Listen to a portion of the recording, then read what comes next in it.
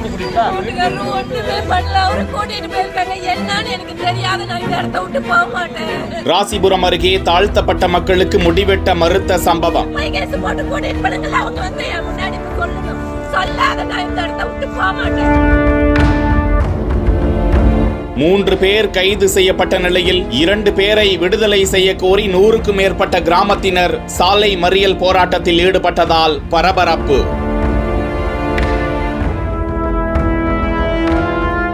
ரெண்டு பையனையும் கடைக்கு அனுப்பி விட்றேன். மதியமா ஞாயிற்றுல மதியமா முடி திருத்துறதுக்கு கடை ஹேர் கட்டிங் பண்ணுறதுக்கு கடைக்கு அனுப்பி விட்றேன். கடைக்காரர் வந்து முடிவிட்ட முடியாது, கடை க்ளோஸ் பண்ணுறேன், கோயிலுக்கு போகிறேன் அப்படின்ட்டு பசங்க அனுப்பிவிட்டாங்க.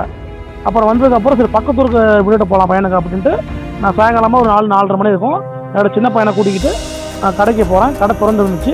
அதே இடத்துல பார்த்தீங்கன்னா வேற ஒருத்தருக்கு முடி திருத்தம் பண்ணிட்டு இருந்தாங்க.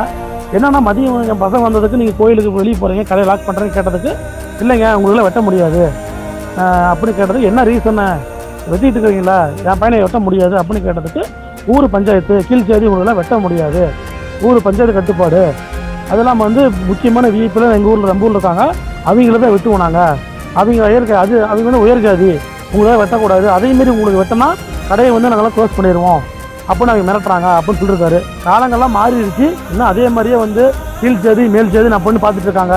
நாமக்கல் மாவட்டம் ராசிபுரம் அடுத்த புதுச்சத்திரம் அருகே உள்ள திருமலைப்பட்டி காமராஜர் காலனியை சேர்ந்தவர் அருண் பாண்டியன். கடந்த 17ஆம் தேதி ஞாயிற்றுக்கிழமை அருண் பாண்டியன் அவரது மகன்களுக்கு முடிவெட்ட திருமலைப்பட்டி கிராமத்தில் உள்ள முத்து என்பவருக்கு சொந்தமான சிட்டு என்கிற சலூன் கடைக்கு அழைத்து சென்ற போது தாழ்த்தப்பட்டவர்களுக்கு முடிவெட்ட கூடாது என ஊர் கட்டுப்பாடு இருப்பதாக பகிரங்கமாக சலூன் கடை உரிமையாளர் முத்து பேசியது அந்த குழந்தைகளின் தந்தை பாண்டியனால் வீடியோவாக பதிவு செய்யப்பட்டு வலைதளத்தில் வைரலானது.